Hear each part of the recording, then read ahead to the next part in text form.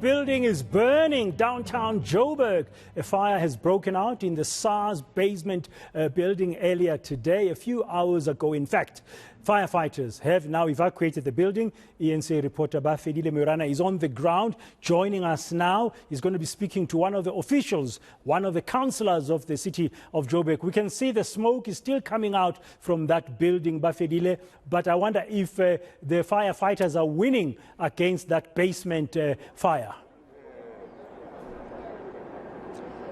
A very strong smoke that we can see here, Praden, but however, the officials here are saying that the firefighters have managed to contain that particular fire.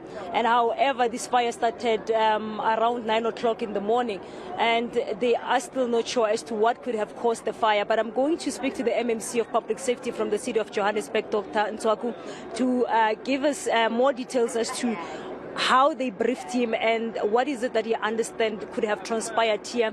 A fire that I think is the fourth fire in a very short space of time the city of Johannesburg is encountering. A serious concern to residents. I spoke to one of the residents saying that maybe next time it will be us. What are you saying as the officials? Look, we told you that due to this fire, this risk that is happening currently, the EMS and the fire brigade have been put on highest alert. That's why we came in very quickly here and all of that. Even though, right, look, the guys have called us, but we've already aware of it and all of that. And we've reacted very swiftly. Like there are patrolling cars that are, we've got the EMS cars that are patrolling and checking and all of that. And then one of the things that we're going to call for is that each and every building must do a fire safety risk assessment. That's just to check, because look, these fires are really mind-boggling, because now here it's a basement where the it's an archiving area, and there's no one that goes in there. And in these archiving areas, normally you find that it's nice and cold and it's underground. But now here it's like, here is the place where you're archiving, and it catches fire. So we need to check what is happening. It's going to be very interesting with the find like that. I think the same that happened to Charlotte McCrack. The fire started from the basement, where you've got documents and all of that. So we don't want to speculate and maybe put some conspiracy theories. But, you know, these fires, all I can say that the citizens of Johannesburg are safe. That is going to happen. Whoever wants to call it disaster, they are going to find us ready. There will be no disaster that is being called at all.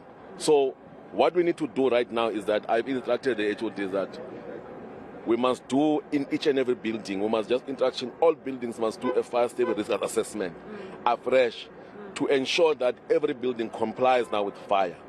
Yeah. But most of the buildings, like the one where about close to 80 people lost their lives, are not compliant, have been hijacked. How do you ensure that risk assessment? Look, there are buildings that we know that have been, like, they've been condemned. We've got that stats.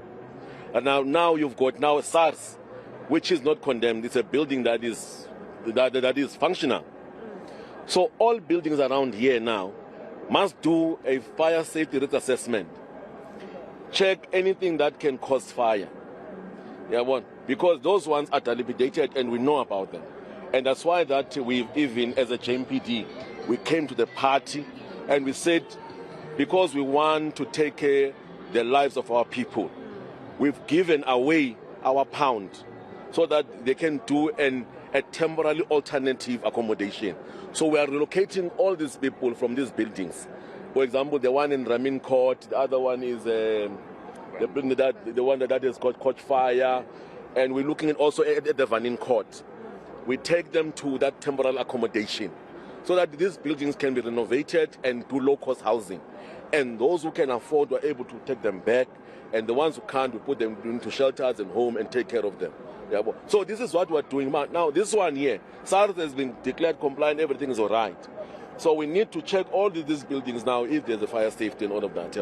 Can you give us a period as to for how long are you intending to do that? Because now these fires are continuing, they're not waiting for anyone.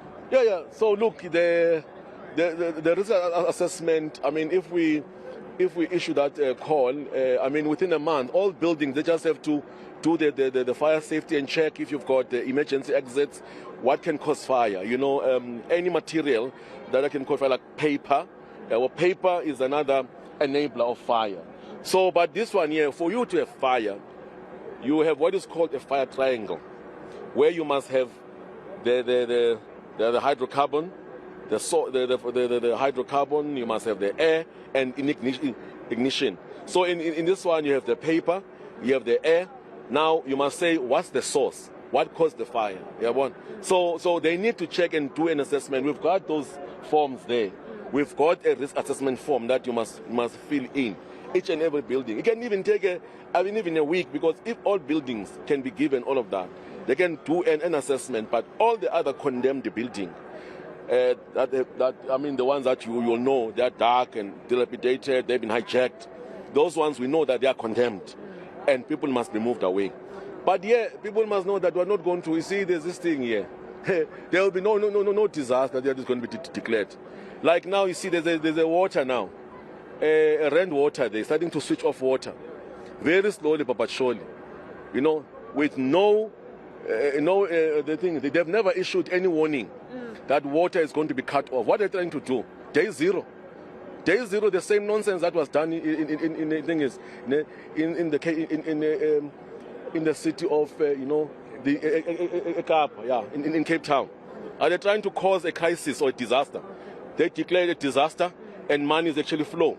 It's not going to be flowing the money and cause disaster at the expense of the lives of Abantu.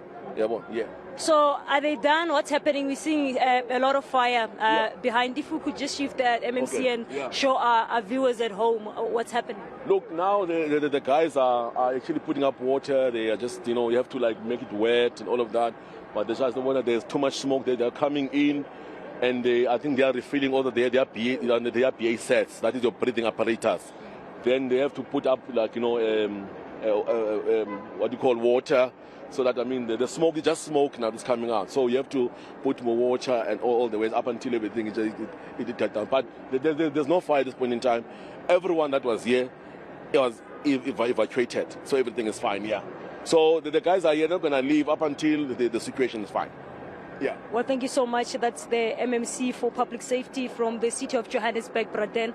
If you can see behind us, the officials are still on the ground, but he is, however, saying to us that the fire has been contained. All is well at this point. No injuries or fatalities that have been reported. All the workers of SARS were evacuated when the fire started. So they are saying that they are on the ground.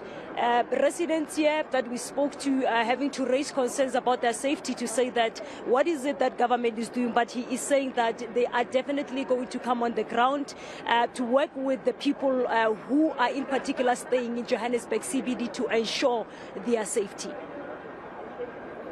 Thank you very much, Bafedile. There we can see the smoke, and you see a fireman there standing by as they try and really stop the fire from continuing. It's been contained. That's the latest report that we are getting there.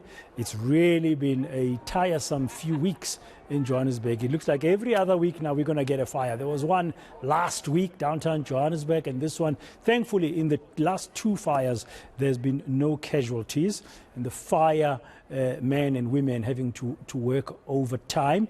We understand that fire started at about 9 o'clock in the basement of that SARS building downtown Johannesburg. I was just thinking, what happened to fire drills? I mean, I remember days ago when buildings would be evacuated, now and again, up to the people, the landlords and the companies or organizations that occupy the building to do a regular fire drill.